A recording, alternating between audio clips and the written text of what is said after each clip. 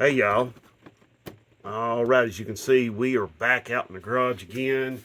Today we're going to talk a little bit about the Slant 6, and we're going to talk about marine engines in general and Mopar marine engines, okay? Um, so, but first, I want to thank you all so much, truly. We are now over 1,000 subscribers. I cannot tell you how excited I am about that. It is really, I mean, it's really, really something. To me, it's really big because I would look back in like when I had like 400 subscribers, even a 500 subscribers, I was like 1,000. Oh man, no, ain't no way it's gonna happen. But it did happen. So, and I know for some of y'all, there's some YouTube channels they have 10,000 and they have a million and whatever. Okay, so that being said, let's let's get on with the video, okay? Because I'm really, really proud of that, and I'm really happy that you all are subscribing to me, and I thank you so much for that. I truly, truly am appreciative. Really, thank you. Okay, so enough about that. Slant Six. I had a viewer who posted a question about Slant Six marine engines, boat engines.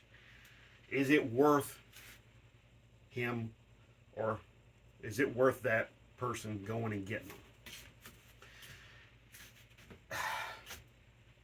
Yes and no. First, let's talk about the nature of marine engines in general, okay? Regardless of brand and type. Boat engines in general tend to lead kind of a harder life because a boat has to overcome the friction of the water rubbing against the hull of the boat, and it has to overcome that, and it has to get the boat up on plane, okay, which reduces some of the friction against the hull. So it's sort of like in a lot of cases, it's sort of like whereas in a car, if you're climbing a hill, let's say you're climbing a long hill, finally you get to the top and you're like, oh, all right, finally at the top of this hill. I mean, yeah, you weren't pedaling a bicycle up the hill and you weren't pushing that car up the hill, but you get the point. It's like it's always climbing a hill in a boat. Once you get up on plane, things are a little bit better, but you're still climbing that hill. Okay? So that's what I'm talking about. Now, with so boat engines tend to lead pretty hard lives. They tend to get run pretty hard in some cases. Now, let's say somebody gets a boat, they tend to not like it that much or use it that much, and then maybe they just put it away in their garage or barn or whatever, and so it sits. So then there, in that case, then maybe it's not a bad deal. One of the things about boat engines, though, is they have a little different cooling system. Some of them will utilize a radiator that is encased in basically a water tank. That water tank gets water pumped into it that surrounds the radiator. So you think of it as like the water taking the place of air in a car. Whereas like here you got the air going through the radiator all the time while the car's going down the road. Whereas with a boat, you have the water coming through the radiator, and then the radiator coolant is separate from the water in there. Now, there are some other boats designs where they may use the water straight out of the lake and it gets pumped straight through the water jackets and the cooling system of the engine. Now, just like with the 318.3 block, there's a lot of parts that may be specific. There is quite a few parts that are specific to boats, but and just like there's some parts that are specific just to the bigger, heavier trucks, where the 318.3 was supposed to come from. Supposed to, okay. Here's the dilemma. when you're talking about Mopars, you can never say never. Okay? And I've learned that. So you might say, well, they never put a Hemi in a four-door car. Well, yeah, they did. I've seen them. Okay? Back in '66, they built several Hemi Dodge Coronet four doors. Okay? You don't believe me, you can Google it. So don't be surprised to find a 318 block in Grandma's Valiant, you know, or your somebody's pickup truck or somebody's van. You know, it's really it could be virtually anywhere. Now that being said about the 318 the 225 boat engine, there are probably, like, you know, some things like a forged crank, forged connecting rods, maybe even forged pistons. In some case, you know, maybe even forged pistons, and maybe even like maybe a two carb intakes, or maybe, you know, intakes where the carburetor is, they use a carburetor that's sitting that's hanging off the side of the intake like a side draft. But in the case of a boat, they may lay the engine down on its side and utilize, you know, a special kind of oil pan that and pickup tube that allows the engine to run on its side and still have a wet sump oiling system.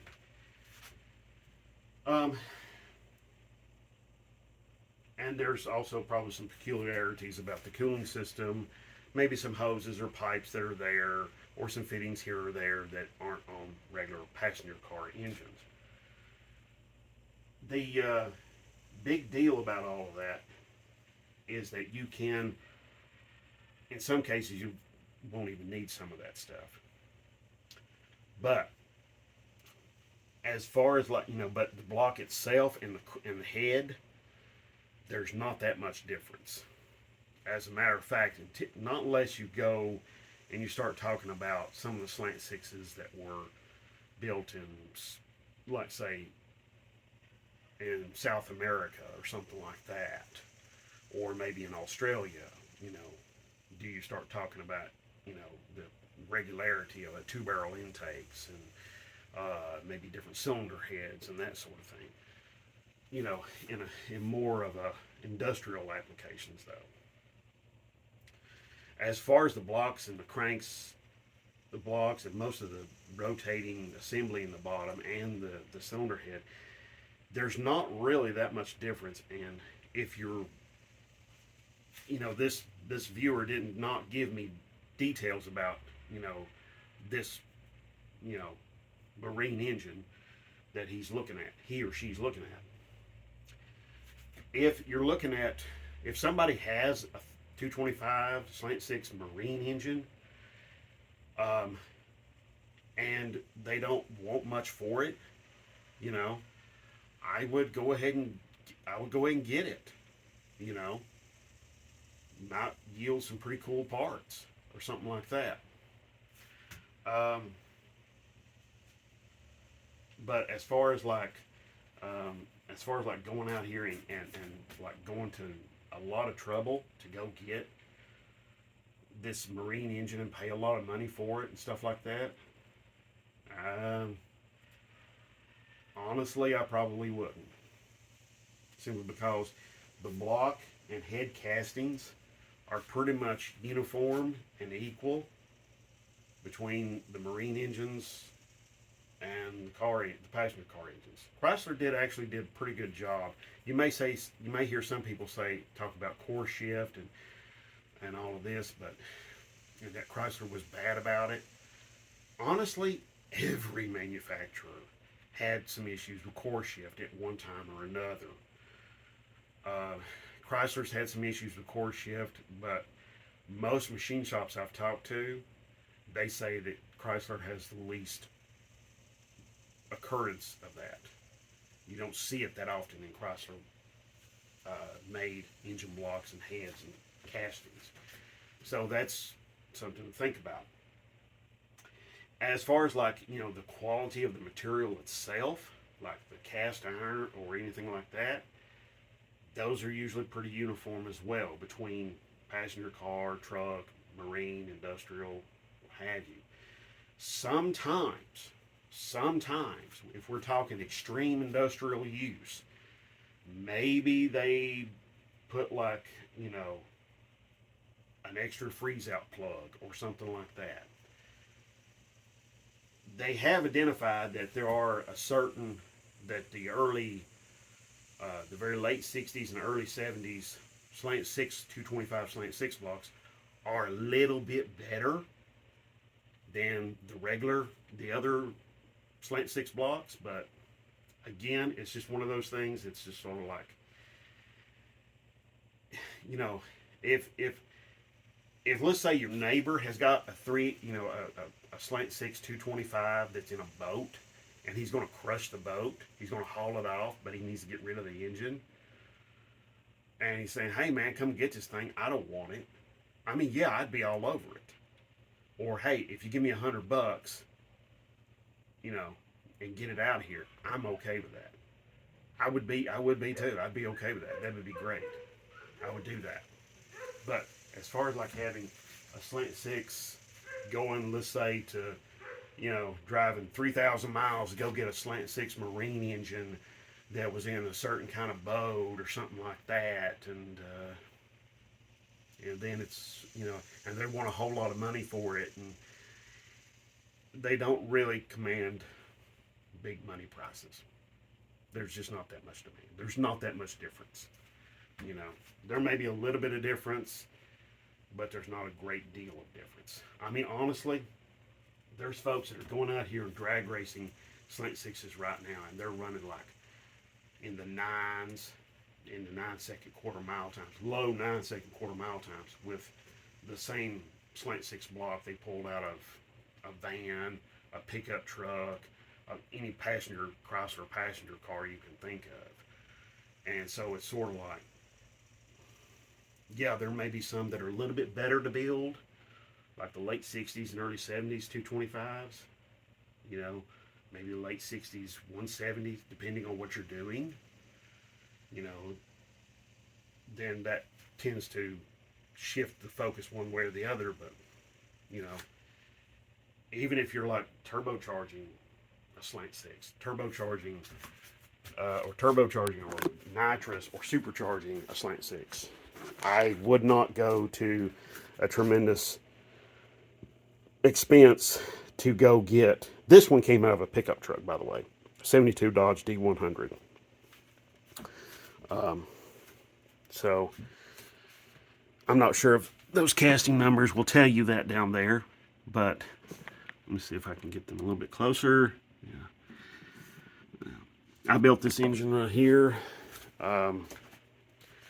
So I have details about this engine in one of my previous videos. 10-to-1 compression. And what else? Let's see. Oh, ported the head myself. Done a lot of pocket porting and electronic ignition, electronic voltage regulator, single Offenhauser 4-barrel carburetor intake, aluminum of course, and Holly 600, I think. Heavily ported exhaust manifold right there, and let's see. Oh, mini starter, 10-to-1 compression, flat top, stock flat top pistons, board 60 over. Head has been milled down 17 thousandths. The deck was milled down 148 thousandths. So they milled quite a bit off the top of the deck. Of course, I went through here and tried to lighten things up. Manual aluminum steering gearbox, aluminum master cylinder, So, anyway, all right, you can see that, this is not your grandma's slant 6. This has got a lot of brand new stuff in it. Stock size valves. So, stock oiling system. Yeah. absolutely stock oiling system. I did not go for high volume oil pumps or anything like that. The oil pump drive on these is not is reliable as long as you don't start cranking up the pressure. You start cranking up the pressure, all of a sudden you've got problems. So start shearing off the teeth on the oil pump drive. Mechanical fuel pump, electronic ignition distributor, you know, just your stock kind of stuff. I mean, nothing tremendously radical. So anyway, all right. I hope that answers your question about the marine engines, and what I was talking about with the Marine 225 is pretty much the same kind of thing with the any of the marine engines, pretty much most of the time. They're, like I said, most of the time they were pretty similar from, you know. Now, in a lot of cases where we're talking with your Ford, General Motors type engines, when they were equipped in marine applications, lots of times they would have different castings, different blocks, different heads. They would include more nickel in the block and this and that and the other. And those are great things to look for. But with a Mopar, with Chryslers, it's kind of they just did the same block casting pretty much regardless. I mean, they might have made some changes here and there along the way, but as far as like building one for any kind of performance use, I wouldn't go to a lot of trouble to go get a slant six boat engine. I just wouldn't. I wouldn't go to a lot of trouble to go get a boat engine, period. I mean, just simply because there's lots of times where the boat engines lived pretty hard lives and nobody took care of them, and they got pretty much forgotten about, and so I just wouldn't do it. I wouldn't go through a lot of that trouble. All right. I hope that you've been able to find this helpful and informative. If you have any other further questions about this video or any other previous videos, you know what to do. Drop them down below.